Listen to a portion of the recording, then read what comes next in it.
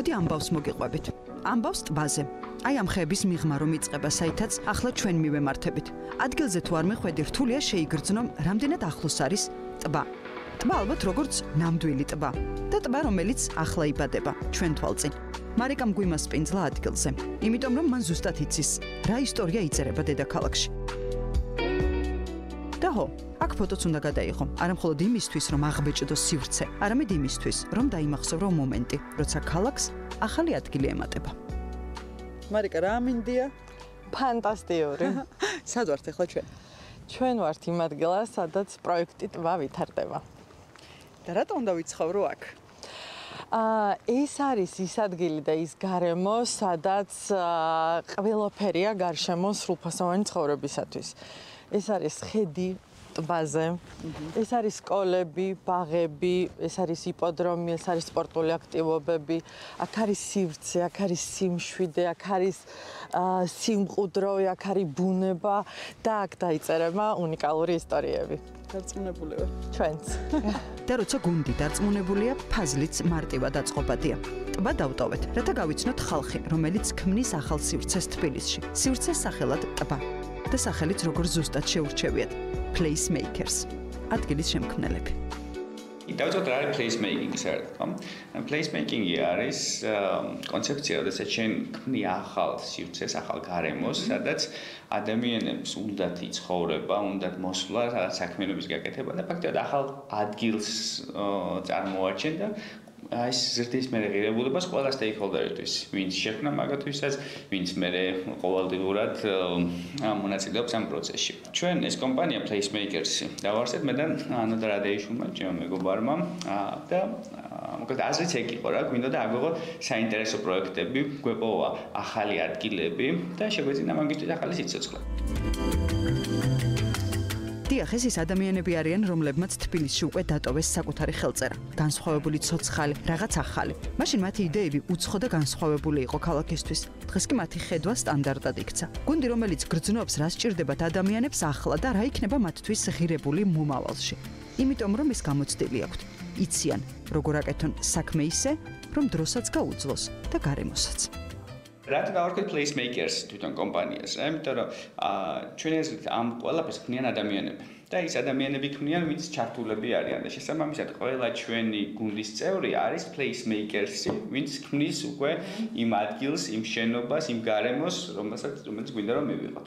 პირველი ვიწყებთ ძალიან საინტერესო პროექტია Zlake-ი, რომელიც ლისის ტბაზე ახალ ჩემი აზრით ერთ-ერთ ყველაზე პრესტიჟულ საცხოვრებელ უბანს შექმნის. ტბაზე და Placemakers-ის გუნდზე ცოტას ვერ ისაუბრებ. ყველაფერს მიღმა ისტორიებია, მოგონებები, გამოცდილება, წარმატებები, რა თქმა უნდა გამოწვევებიც. და შემოვრჩით. ამ დროს კი მშრომელები და საქმიანები გეგმავდნენ, ხაზავდნენ ერთმანეთში აზრებს ცვლიდნენ. როცა ჩვენც გაგვიჩნდა კითხვა, საიდან დაიბადა პროექტის იდეა? ეს პროექტი დაიბადა სურვილიდან, თბილისში შეიქმნას ადგილი, სადაც ქალაქის ენერგია და ბუნების სიმშვიდე ერთმანეთს ერწყმოდეს. ჩვენთვის ძალიან მნიშვნელოვანია დაბალი განაშენიანება, სწორი არქიტექტურა, რომ ბუნებასთან იყოს ჰარმონიაში. როცა ასე გიყვარს შენი საქმე, რომელსაც ყოველდღიურად აკეთებ, რთულია მაქსიმალურ შედეგებზე არ გახვიდე. წესით, პროცესით საინტერესო უნდა იყოს. ესეც ვიკითხეთ. პროექტი ტბა თავისი კონცეფციით არის ძალიან საინტერესო. ყოველდღიურობა ამ პროექტზე მუშაობა გვაძლევს ძალიან საინტერესო გამოცდილებას. ასევე ვხედავთ პროექტირების და სამშენებლო ეტაპზე რამდენად კარგი გადაწყვეტები იქნება და რამდენად კარგ შედეგს მივიღებთ. მთავარი ამის გამოწვევი არის რელიეფური სისტემა, რაც ამ ლოკაციაზე არის. რელიეფი თვითონ გვაძლევს იმის შესაძლებლობას, რომ ავაშენოს სხვადასხვა ტიპის სახლები, ყველა სახლს ექნება ხედი ლისის ტბაზე და საერთოდ ისეთი კონცეფცია შევქმნით, რომ ყველას მოეწონება. ამაშიც დარწმუნებულები არიან და ჩვენც მალე დაგვარწმუნებენ. ტბა Placemakers-ისგან. დიახ, ეს არის ისტორია, ოღონდ ეს ისტორია ეხლა იწერება. ისტორია, რომელიც უკავშირდება ლისს და მის განვითარებას, მასზე კიდე ცალკე. უბრალოდ წინამძღვრება საიმისოთ, რომ ყველა მიცოდეთ რეალურად როგორ ყალიბდებოდა და განვითარდა თბილისის დღეს ერთ-ერთი თუ უკვე ყველაზე პრესტიჟული უბანი არა. მადლობა მობრძანებისთვის, მივესალმები კიდევ ერთხელ ნოდა რადეიშვილს და ზურაბ ჩხაიას, მადლობა რომ ხარ ჩვენთან ერთად. გიორგი, ვიხარია რომ შენთან ერთად. მადლობა დიდი. მადლობა მოწვევისთვის. მადლობა. კარგი.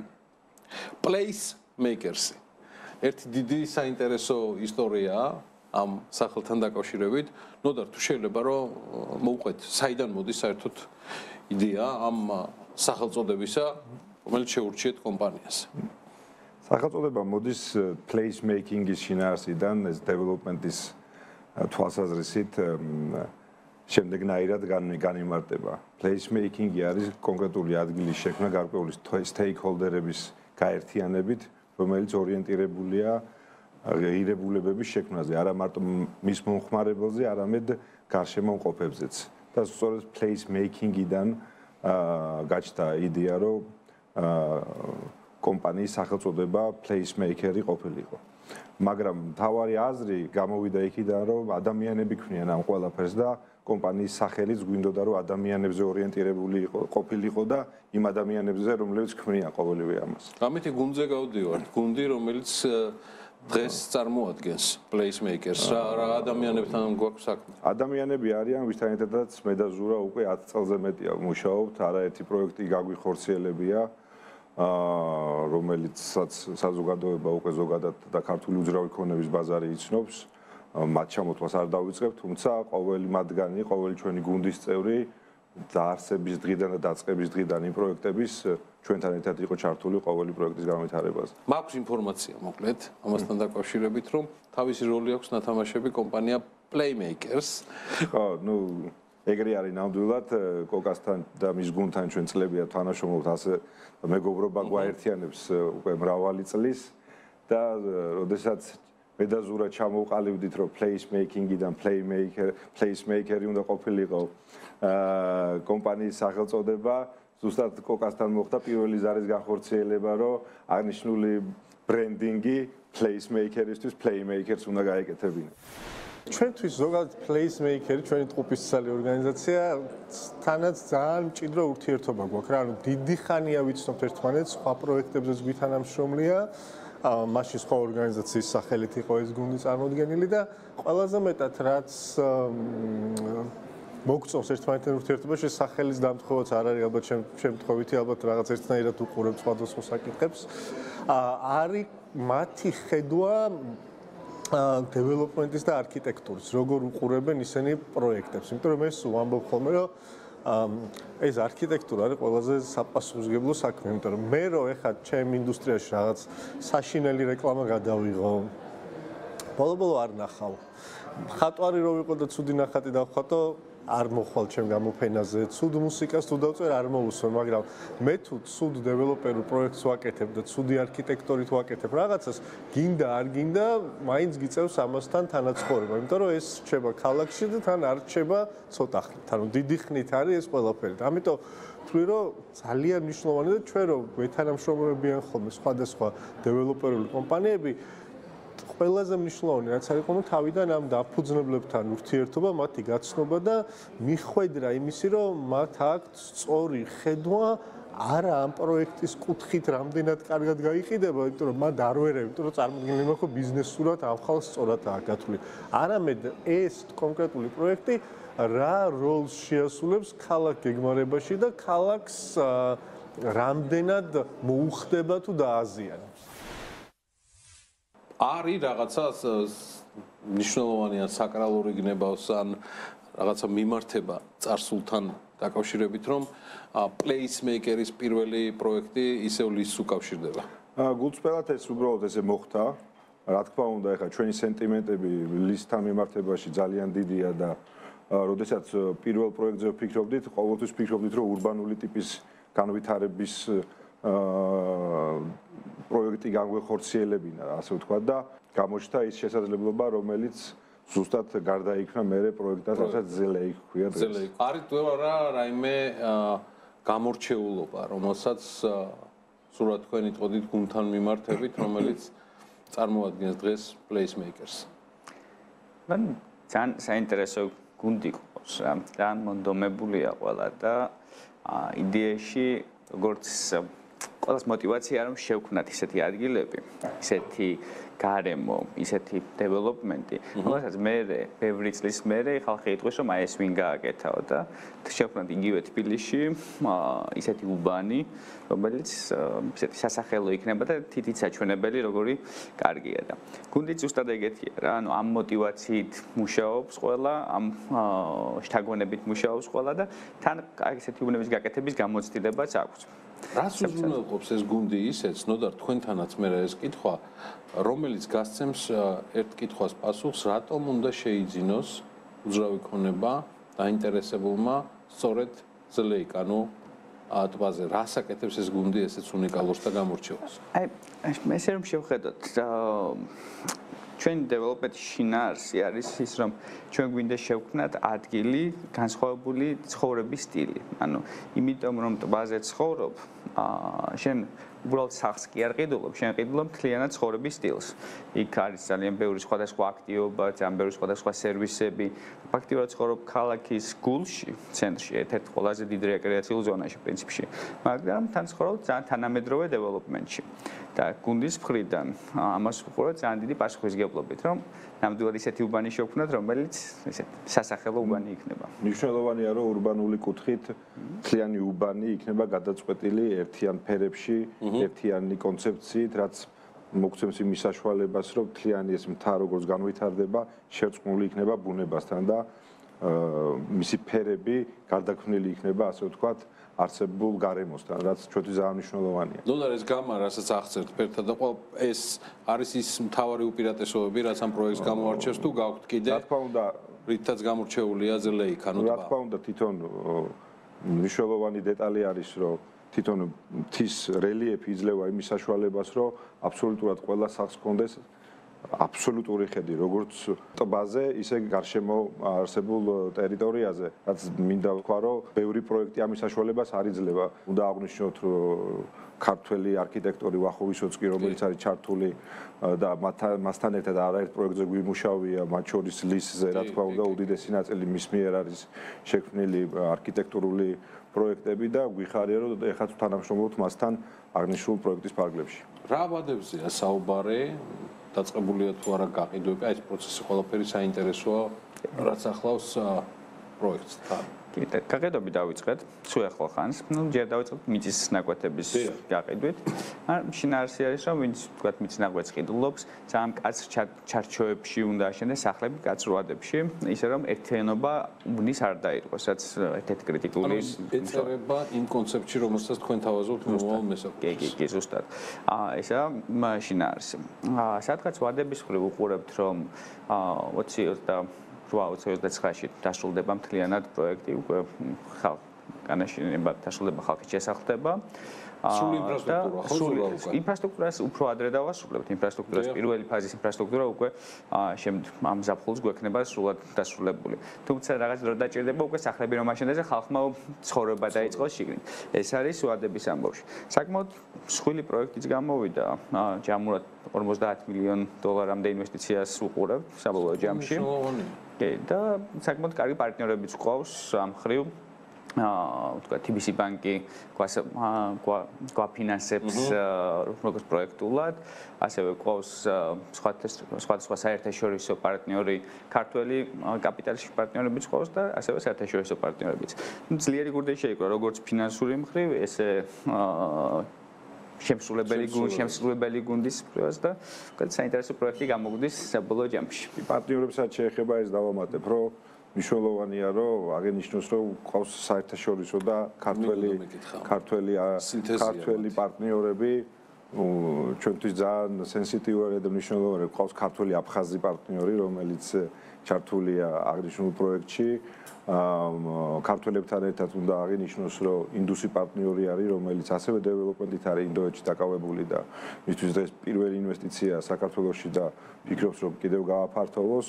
დღეს განხილვის პროცესში ვართ, ინტერესი გამოთქვა ჩვენმა სამხრეთ აფრიკელმა მეგობრებმაც, ასევე რომ პარტნიორი გახდეს ჩვენი პროექტის და ისეც ასევე დეველოპმენტით არის დაკავებული სამხრეთ აფრიკაში და პირველი ინტერესი გამოთქვა ქართულ ბაზარზე, ასე ვთქვათ, რომ მიიღოს მონაწილეობა თავისი სახსრებით და ფიქრობ, რომ ეს პირველი ნაბიჯი იქნება და ამ გუნდთან ერთად და ამ პარტნიორებთან ერთად თბილისი და საქართველოს კიდევ ახალ პროექტებს აუცილებლად შევთავაზებთ.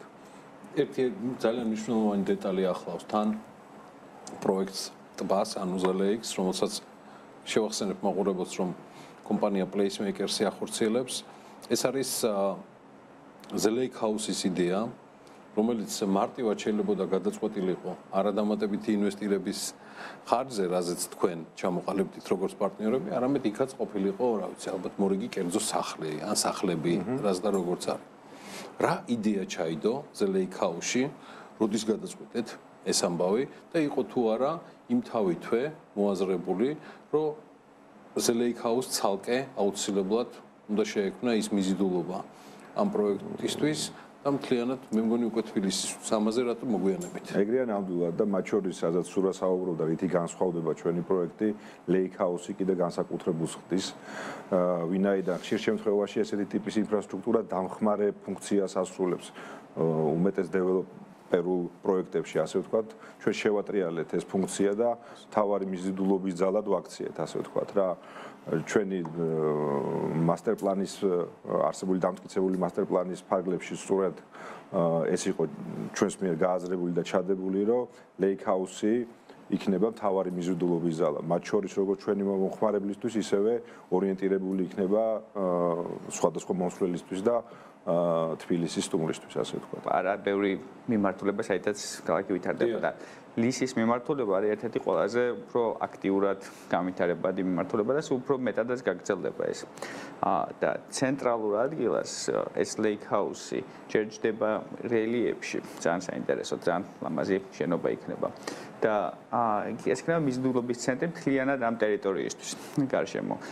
იქნება ფოკუსირებული, როგორც იქნება რესტორნები, ძალიან მაღალი დონის, ასევე აუზი, სპა, სავარჯიშო დარბაზი, საოფისე სივრცეები. ანუ ფაქტიურად ეს შენობა გარშემო უბნისთვის მიზიდულობის ცენტრი, არა მხოლოდ ჩვენი უბნისთვის, არამედ მთლიანად ლისის ტერიტორიისთვის და ჩვენ ამბიცია გვაქვს, რომ თბილისისთვისაც შევქმნათ ერთ-ერთი გამორჩეულად საინტერესო შენობა.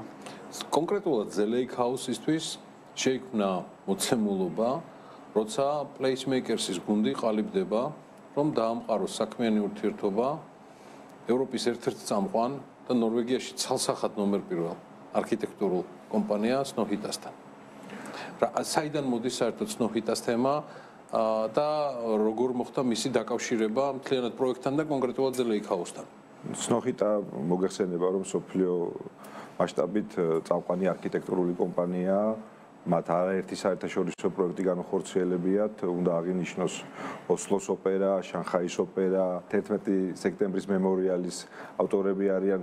ურბანული თვალსაზრისით ასევე მნიშვნელოვანია, რომ Times Square-ის რეაბილიტაცია მათ მიერ იყო გაკეთებული და არაერთი საერთაშორისო პროექტი განხორციელებიათ და სწორედ ეს იდეა რომ თავიდანვე ქონდა განსაზღვრული, რომ საერთაშორისო არქიტექტორები ყოლოდა რაღაცა ელემენტით ჩართული აღნიშნულ პროექტში. Snohita-საც შეეხება და თუ როგორ მოხდა მათთან დაკავშირება, ეს მოხდა ჩემი მეგობრთან, მეგობრის მეშვეობით, რომელიც შენც უკვე გაიცანი, როდესაც ვიზიტით ვიყავით ნორვეგიაში. ჩვენ ვიყავით ჯგუფელები ჰარვარდში, მატისი არის ნორვეგიაში ერთ-ერთი ყველაზე მსხვილი დეველოპერი და როდესაც Snohita-ზე გაჩნდა იდეა, რა თქმა უნდა, პირველი ვინც თავში გამიშთა, რომ ვისი დახმარებით უნდა მოხდარიყო Snohita-ს შემოყვანა, იყო სწორედ ეს ჩემი მეგობარი, რომელთაც ზუსტად მედაზურა ორ დღეში შეიძლება ითქვას, რომ კოლი იყო ჩანიშნული და პრაქტიკულად მათი მხრიდანაც გადაწყვეტილი იყო და ინტერესი იყო გამოხატული, რომ საქართველოში პროექტი განხორციელებინა. ნუ და რა გამოარჩევს Snohita-ს თქვენთვის? ანუ ის რაც მე ჩვენი ინტერვიუმდე გავიხსენე, იგივე ლისიდან მოყოლებული თქვენ ყველა წამყვან პერსონიფიცირებულად წამყვან არქიტექტორთან ქონდათ პირადი საქმიანი ურთიერთობა და დღემდე გაკავშირებთ კონტაქტები და ნაცნობობა. არქიტექტურული კომპანიები, რატომ მაინდა-მაინც Snohita? პირველ რიგში გვინდოდა, რომ ახალი ხედვა შემოგვეტანა ქართულ ბაზარზე, გვინდოდა, რომ ისეთი კომპანია შემოსულიყო არქიტექტურული, რომელსაც ნაბიჯი პირველი გადაედგა ჩვენთან ერთად ქართულ უძრავი ქონების ბაზარზე და კიდევ ახალი მოთამაშე გაჩენილი იყო თბილისისთვის პირველ რიგში და კიდევ ახალი პროექტი შექმნილი იყო, რომელიც საერთაშორისო სტანდარტებს და საერთაშორისო პროექტებს შორის მოექცეოდა. ნორვეგიელები ძალიან ახლოს არიან ბუნებასთან და ეს პროექტიც ხო ქალაქის გულშია, ტბაზეა, ბუნებასთან ახლოს პროექტი უნდა გააკეთო და შინაარსობრივად ძალიან ახლოს იდგნენ სნოჰიტა თავიანთი სხვადასხვა დეველოპმენტით ზუსტად ეს პროექტებთან. ინფრასტრუქტურის მშენებლობაში თქვენ ასევე გყავთ ცალკე კიდევ პარტნიორი. მნიშვნელოვანი პარტნიორები, რომლებთანაც ჩვენ ასევე გქონდა საშუალება გასაუბრებისა, ვიდრე თქვენ მოგიწვევთ ამ სტუდიაში. რა იყო მიზანი ლევან ბერულოვას და ვალერი ჩეხერიასი და კონკრეტულად სოლთის შემოყვანისა და დაპარტნიორებისა The Lake House პროექტის ფარგლებში. მნიშვნელოვანია რომ სალ პროექტი ჩაერთო აღნიშნულ პროექტში. მათი როლი პირველი დღიდანვე იყო განსაზღვრული იმ თვალსაზრისით, რომ კონცეფციის დონეზე, არქიტექტურის დონეზე და მათ შორის ბიზნესის მართვის დონეზე მათ მიერ იქნება აღნიშნული პროექტის მართვა სრული განხორციელებული, რაც ჩვენთვის ძალიან მნიშვნელოვანი იყო. რა სივრცეებს მოიცავს? სივრცეებს მოიცავს ამ შემთხვევაში, რაც უნდა მართოს ეს როგორც ზურამ უკვე აღნიშნა, არის რესტორანი, კაფე, ტერია, სპა, ველნესი, ფიტნესი, ბიზნეს ლაუნჯი იქნება. პროექტის ფარგლებში ასევე განხორციელებული, რომელიც მოემსახურება უშუალოდ მემბერებს და არ იქნება სუფთა, ასე ვთქვათ, ოფისის ფუნქციური კლუბური membership იქნება. აღნიშნულ შინაარსი, ასე ვთქვათ, ამ ოფისის ნაწილის. იდეაში ძალიან მნიშვნელოვანი ყოველთვის იყოს ორი პარტნიორები და ვთქვათ, შენობაში გააკეთო ძალიან მაგარი საერთაშორისო ყველაზე მაგარი არქიტექტორით, მაგრამ მის შენობაში სიცოცხლე უნდა შემოიტანო. და ზუსტად ეს სიცოცხლე როგორ უნდა შემოიტანო, როგორ უნდა იმუშაოს, როგორ გახდეს სახლივით კომფორტული, ხო? ეს მოაქვთ ბიჭებს. ეს გამოცდილება მოაქვთ, ეს ცოდნა მოაქვთ და მაგიტომაც ყოველთვის ვცდილობთ ყველა მიმართულებით სწორი პარტნიორები ეს შემოვიამხანაგოთ და მგონია ძალიან სწორი გადაწყვეტილება მივიღეთ. ეს არის place making-ის შემადგენელი ნაწილი, რომ stakeholder-ებს ძალიან დიდი მნიშვნელობა აქვს, ვინც იქნებიან ჩართული, რომ განსაკუთრებული ადგილი შეიქმნას საბოლოო ჯამში ყველასთვის. The Lake Placemakers-ის გასაგებია, რომ პირველი და ესეთი მასშტაბური პროექტია, სულ ბრძანა კიდეც $50 მილიონ მეტი ეს მნიშვნელოვანი ინვესტიციაა. ეს მხოლოდ დასაწყისია? რამე აუცილებლად ეგრე ვიტყოდი, იმიტომ რომ ვფიქრობ, რომ ეს პირველი პროექტია და ჩვენ გეგმების მიხედვით ახლა რასაც ვამუშავებთ, იმედი გვაქვს, რომ წლის ბოლოსთვის უკვე შევძლებთ, რომ ახალი პროექტი და სიახლით მოვიდეთ, ისევ გესტუმროთ და მოგიყვეთ ახალ საინტერესო პროექტზე. უფრო მასშტაბური და ყოველთვის საინტერესო. ანუ ყოველთვის ჩვენი პროექტები შინაარსობრივად ისეთ პროექტებს ვარჩევთ, რომელიც საინტერესო გასაკეთებელია და ნამდვილად ახალ სიცოცხლეს ძენს იმ ადგილს, სადაც ჩავერთებით. ასე რომ ნამდვილად კიდე მოვიტანთ საინტერესო პროექტებს. გეოლოდებით და დიდი მადლობა დღევანდელი მადლობაში და ვიზიტისთვის. მადლობა. დიდი მადლობა.